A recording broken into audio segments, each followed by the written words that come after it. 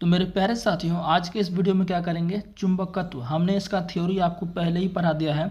तो अगर आपने थ्योरी नहीं देखा है, तो अगर आप देखना चाहते हैं, थ्योरी समझना चाहते हैं अच्छे से कॉन्सेप्ट से, मैंने उसमें प्रैक्टिकली और थोड़ा एनिमेशन करके बताया है, वो आप देख सकते हैं। आपको लिंक डिस्क्रिप्शन में मिल जाएगा। रेलवे ऑल साइंस प्लेलिस्ट करके बाय राजकुमार, ये आप जो है प्लेलिस्ट बना हुआ, वहाँ से जाके देख सकते हैं। अगर वहाँ भी आपको वीडियो हमारा नहीं मिलता है तो आपको टेलीग्राम ज्वाइन कर लेना है। इस टेलीग्राम पर साथियों क्या मिलता है, पीडीएफ मिलता है फ्री में। टेलीग्राम का नाम क्या है, साइंस बाय राजकुमार। टेलीग्राम का भी लिंक डिस्क्रिप्शन में होगा, तो ये सब आप ज्वाइन करके रखिए ताकि आपको बेनिफिट हो, ठीक है ना। तो फिलहाल अगर आप इसका देखना चाहते हैं थ्योरी, तो थ्योरी देख लीजिएगा, तो उसके बाद क्वेश्चन प्रैक्टिस करिएगा तो कुछ मज़ा अलग होता है, समझ गए ना। आपको लगेगा कि नहीं हम तैयारी किए हैं, और अगर आप पहले से थ्योरी पढ़े हैं तब इसको देखिए, ठीक है ना। तो चलिए स्टार्ट करते हैं, और चैनल पर नए हो तो सब्सक्राइब कर लीजिएगा। फ्लेमिंग के बाएं हाथ के नियम में अंगूठे और मध्य का, इधर थोड़ा सा मिट गया है, हाँ।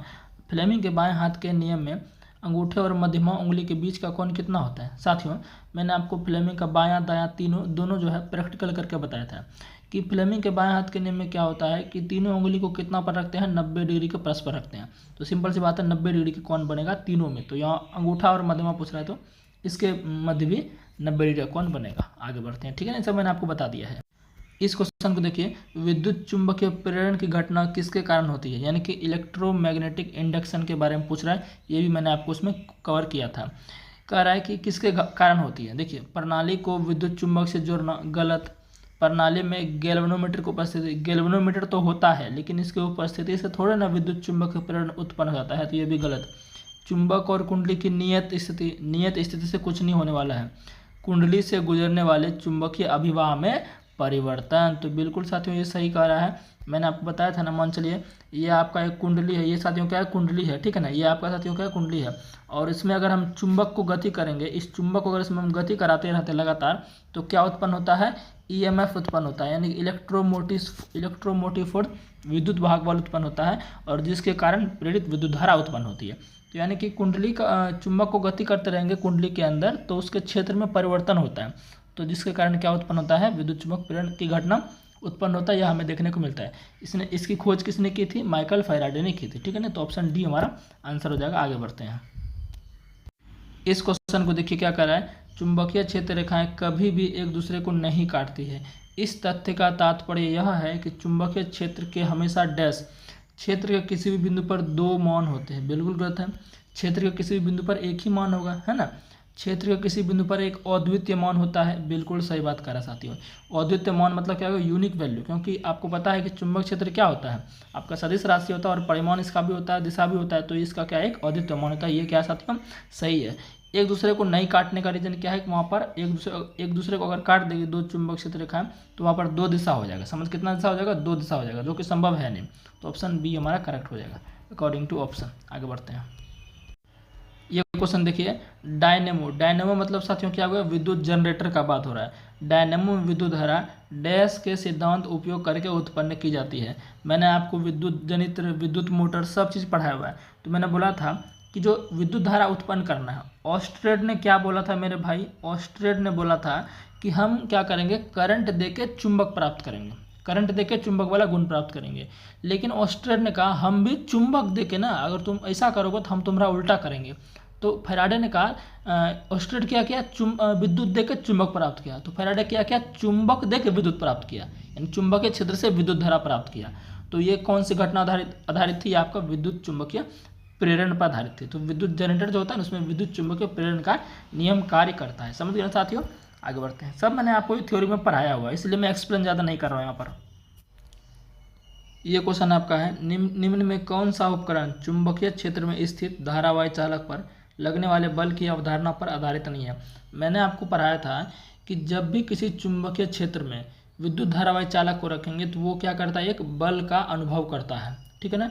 तो उसी से संबंधित कर रहा है कि ऐसा कौन सा इसमें उपकरण है जिसमें कि ये चीज़ें रहती है। लाउड स्पीकर साथियों, इसमें आपका चुंबक भी रहता है और करंट भी रहता है, यानी कि चुंबक और विद्युत क्षेत्र का इसमें संबंध है। ये तो होगा वोल्ट मीटर, इसमें भी साथियों चुंबक क्षेत्र पर लगने वाला बल वाला गुण होता है, एमीटर पर भी होता है। लेकिन विद्युत फ्यूज में साथियों ये सब ऐसा कुछ हमको देखने को नहीं मिलता।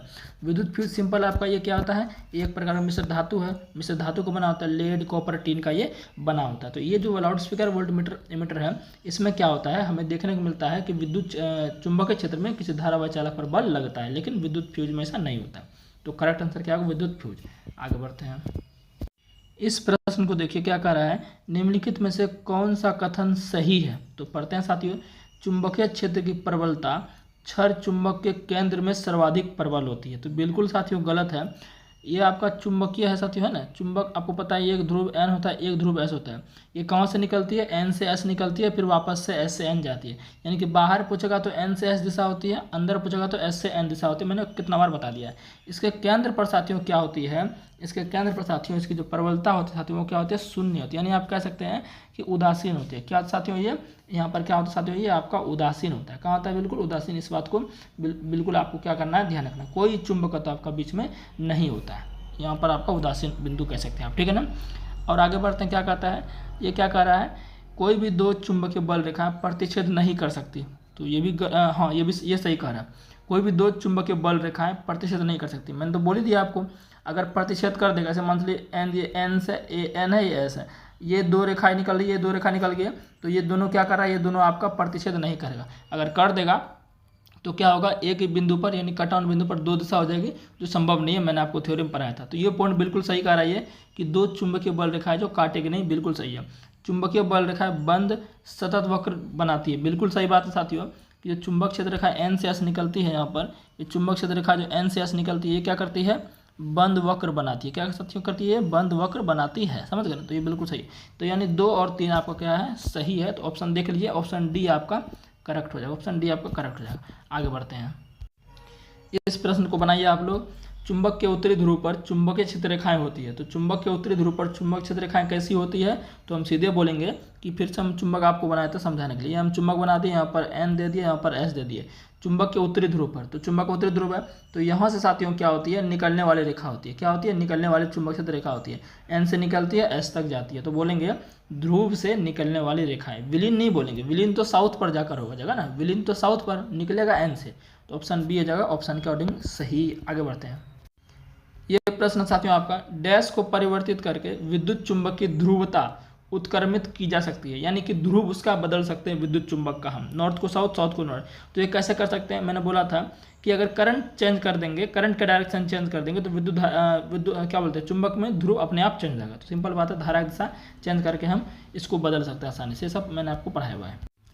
देखिए ये आपका प्रश्न आया है, शरीर के अंदर उत्पन्न दुर्बल चुंबकीय क्षेत्र का उपयोग करके शरीर के विभिन्न अंगों की छवियां प्राप्त करने की प्रक्रिया कहते हैं साथियों, एमआरआई कहते हैं। क्या कहते हैं, एमआरआई कहते हैं। और एमआरआई का पता है, आप लोग बताइएगा कमेंट में फुल फॉर्म। क्यों, क्योंकि मैंने इसको पढ़ाया है। एमआरआई का आप फुल फॉर्म बताइएगा, ठीक है ना, मैंने इसको पढ़ाया है, ठीक है ना। ये मैं आपको सिर्फ प्रैक्टिस साथियों करा रहा हूँ, ताकि आपको लगे कि हम जो पढ़ाए हैं आपसे क्वेश्चन बन रहा है, ठीक है ना। एमआरआई का फुल फॉर्म कमेंट में बताइएगा आप लोग। इस प्रश्न को देखिए, कह रहा है साथियों, चुंबकीय क्षेत्र के अंदर स्थित धारावाही चालक पर बल की दिशा ज्ञात करने के लिए प्रयुक्त फ्लेमिंग के बाएं हाथ के नियम के अनुसार मध्यमा और तर्जनी अंगुलियां क्रमशः डैश और डैश की दिशा बताती है। तो मध्यमा साथियों क्या बताती है, मध्यमा आपकी बताती है धारा की दिशा। मध्यमा क्या बताती है, धारा की दिशा। और तर्जनी साथियों क्या बताती है, चुंबकीय क्षेत्र की दिशा। ऑप्शन मैंने इसका लंबा था तो मैंने आपको इसका नहीं दिखाया। तो मध्यमा धारा की दिशा और तर्जनी चुंबक क्षेत्र की दिशा, सिंपल। और अंगूठा क्या दिखाएगा, चालक पर लगने वाले बल की दिशा। आगे बढ़ते हैं। इस प्रश्न को देखिए, कह रहा है किसी चालक के चुंबकीय क्षेत्र के समांतर दिशा में गति करने पर इसमें उत्पन्न प्रेरित ईएमएफ, यानी कि जो ईएमएफ है, कहने का मतलब इलेक्ट्रोमोटिव फोर्स, विद्युत वाहक बल क्या होगा, किसी चालक के चुंबकीय क्षेत्र के समांतर। समांतर साथियों है तो क्या होगा, बिल्कुल शून्य होगा। समांतर है तो क्या होगा, शून्य होगा, सीधी सी बात है। समांतर में क्या होगा, शून्य होगा। इसको देखिए आप, कह रहे हैं किसी धारावाही चालक द्वारा उत्पन्न चुंबकीय क्षेत्र डैश होते हैं।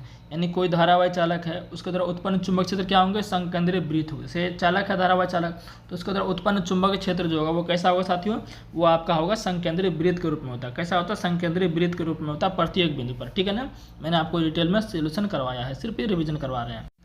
यह क्वेश्चन देखिए, क्षर चुंबक के भीतर चुंबकीय क्षेत्र रेखाओं की दिशा क्या होती है। अभी जस्ट मैंने आपको बोला कि अंदर पूछेगा तो दक्षिण से उत्तर, और बाहर पूछेगा तो उत्तर से दक्षिण। तो पूछा क्या है, भीतर पूछा है, तो भीतर पूछा सकते हैं क्या होगा, दक्षिण से उत्तर होगा। क्या होगा, दक्षिण से उत्तर। मैंने आपको पढ़ाया था ना अभी, एन से एस, बाहर एन से एस और अंदर एस से एन, ठीक है ना। इस प्रश्न को देखिए, कह रहा है किसी धारावाही चालक पर लगने वाले बल की दिशा परिवर्तित करने के लिए इनमें से किस विधि का उपयोग किया सकता है। यानी कि धारावाही चालक पर बल लग रहा है, आपको पता है कि चुंबकीय क्षेत्र में किसी धारावाही चालक को रखेंगे तो वो एक बल महसूस करेगा। तो बल का दिशा हम चेंज करना चाहते हैं तो क्या करेंगे, सिंपल सी बात है साथियों, बल का दिशा चेंज करना है तो करंट आप चेंज कर दीजिए। करंट चेंज कीजिएगा तो बल का दिशा ऑटोमेटिक चेंज हो जाएगा। तो बोलेंगे धारा की दिशा बदलकर, यानी केवल 3 हो जाएगा, केवल 3 आंसर हो जाएगा। आगे बढ़ते हैं। इसमें देखिए, एक क्षार चुंबक को एक नियत चुंबकीय क्षेत्र के स्रोत के रूप में प्रयोग करने पर चुंबकीय क्षेत्र की दिशा निम्नलिखित में किस प्रकार होगी। कह रहा साथियों, एक क्षार चुंबक को एक नियत चुंबक क्षेत्र, नियत चुंबक से मतलब फिक्स कर दिया है, तो इसकी दिशा क्या होगी। तो दिशा साथियों ऑप्शन को देखते हैं हम, ये इसका ऑप्शन है। तो अगर साथियों हम नियत कर दिए हैं तो क्या होगा, सिंपल सी बात है, उत्तर से दक्षिण होगा। क्या होगा, उत्तर से दक्षिण होगा, एकदम कोई चेंज नहीं करना। ध्रुव वगैरह में कोई चेंज नहीं करना है, उसमें जो उसके परिमाण में भी चेंज नहीं करना, तो क्या होगा, सिंपल सी बात है, उत्तर से दक्षिण होगा, ठीक है ना। आगे बढ़ते हैं। इस प्रश्न को देखिए, किसी धारावाही चालक द्वारा उत्पन्न चुंबकीय क्षेत्र डैश में वृद्धि के साथ घटता है। देखिए, किसी धारावाही चालक है उसको द्वारा उत्पन्न चुंबकीय क्षेत्र क्या होता है, दूरी बढ़ाएंगे तो चुंबकीय क्षेत्र की प्रबलता साथियों क्या होगी, घटेगी। दूरी बढ़ाने से चुंबकीय क्षेत्र की प्रबलता क्या होगी साथियों, घटेगी। जिससे मैंने बोला था सीधा धारावाही चालक ले लेते हैं यहाँ पर, ठीक है ना।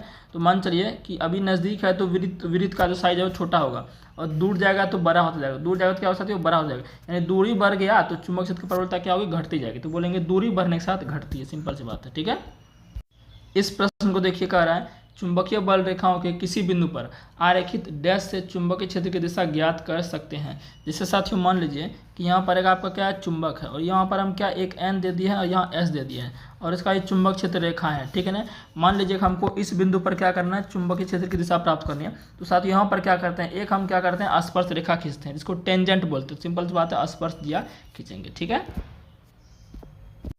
इस प्रश्न को देखिए, एन फेरो वाली एक परिवर्तित धारावाही वृत्ताकार कुंडली के कारण उत्पन्न चुंबक क्षेत्र का परिमाण क्या होगा। मैंने आपको बताया था ना, वृत्ताकार पास था, मैंने चुंबक क्षेत्र का जो गुण आपको वृत्ताकार पास से ही बताया था कि उसमें अगर एक फेरा, मैंने आपको कुछ इस तरह से बताया था, ये आपका क्या है साथियों, एक फेरा। इसमें क्या होती है, चुंबक क्षेत्र के सभी बिंदु पर क्या होती है, एक तरह की होती है, और केंद्र पर क्या होता है साथियों, केंद्र पर एक सरल रेखा होती है, मैंने डिटेल में पढ़ाया था। तो साथियों इसमें एक फेरा है, एक फेरा से क्या होगा, कम चुंबक क्षेत्र उत्पन्न होगा। अगर ज़्यादा फेरा दे देंगे, एन फेरा दे देंगे, चुंबक क्षेत्र क्या होगा, एन गुना ज़्यादा होगा, तो एन गुना ज़्यादा हो जाएगा।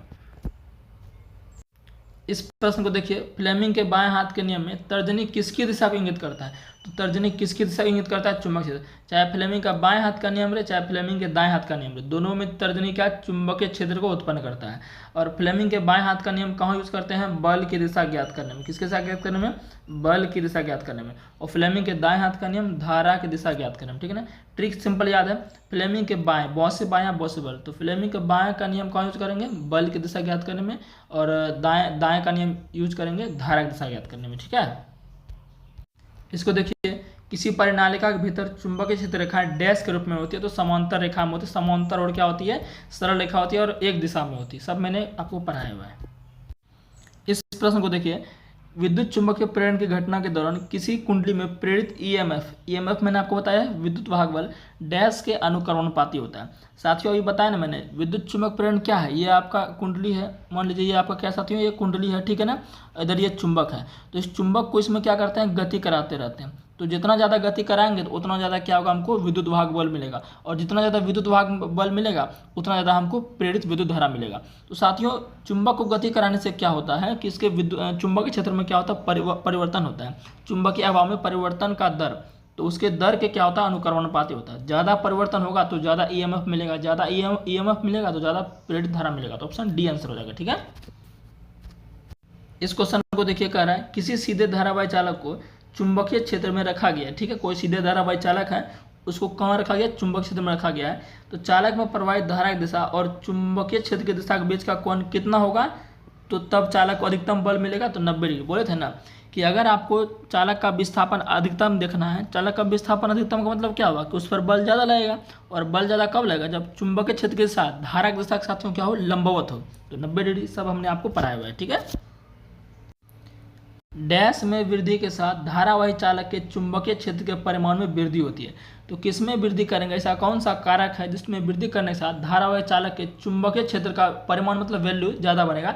तो करंट बढ़ाएंगे, तो कितना बार बोल चुके हैं भाई, करंट बढ़ा दो तो चुंबकीय क्षेत्र का जो परिमाण है उसके मान में क्या होगी, वृद्धि होगी। दिशा चेंज करेंगे तो चुंबक क्षेत्र का परिमाण में, चुंबक क्षेत्र की दिशा भी चेंज होगी, ठीक है। और धारा बढ़ाएंगे तो आपका परिमाण भी बढ़ेगा। निम्न में कौन सा पदार्थ विद्युत चुम्बक बनाने के लिए सर्वाधिक उपयुक्त है। तो विद्युत चुम्बक बनाने के लिए मैंने आपको बताया था कि परिनालिका को जब बैटरी से जोड़ा जाता है तो परिनालिका के अंदर क्या होता है, प्रबल विद्युत चुम्बकीय क्षेत्र उत्पन्न होता है, जिसमें हम क्या करते हैं, उसका उपयोग हम किसी नर्म लोहे को रख देंगे, मृदु लोहा को रख देंगे तो वो विद्युत चुम्बक बनकर कार्य करता है। तो मृदु लोहा आंसर, ठीक है। नेक्स्ट है चुंबकीय कंपास में निम्नलिखित में से क्या होता है। साथियों चुंबकीय कंपास में जो है एक सुई होता है, क्या होता है साथियों, एक सुई होता है पॉइंटर जैसा, और उसमें क्या होता है, उसमें एक चुंबक होता है। क्या होता है साथियों, चुंबक होता है, जो कि एगो एन होता है एगो एस होता है, एक सिरा एन दूसरा सिरा एस होता है, समझ गए ना। तो ऑप्शन डी आंसर हो जाएगा, एल्युमिनियम के एक सूचक से जुड़ा एक छोटा चुंबक, ठीक है। नेक्स्ट देखिए कह रहा है किसी धारावाही परिनालिका के अंदर चुंबकीय क्षेत्र डैश होता है। तो धारावाही परिनालिका के अंदर आपको पता है तो परिनालिका ऐसे बनता है ना, ये सब चीज़ हम आपको पता है, इसलिए ज़्यादा हम एक्सप्लेन कर नहीं रहे हैं आपको, है ना, जल्दी जल्दी आपको खत्म कर दें ताकि समय आपका कम लगे। ये परिनालिका ऐसे बनता है, तो इसको बैटरी से जोड़ने के बाद क्या साथियों, इसको बैटरी से जोड़ने के बाद इसका एक सिरा एन की तरह दूसरा सिरा एस की तरह कार्य करता है। तो इसके अंदर पूछ रहा है ना, अंदर क्या होता है साथियों, चुंबक क्षेत्र क्या होता है, एक समान होता है, बल्कि शून्य नहीं होता, एक समान होता है और क्या होता है, शून्य नहीं होता है, मतलब अशून्य। तो ऑप्शन सी।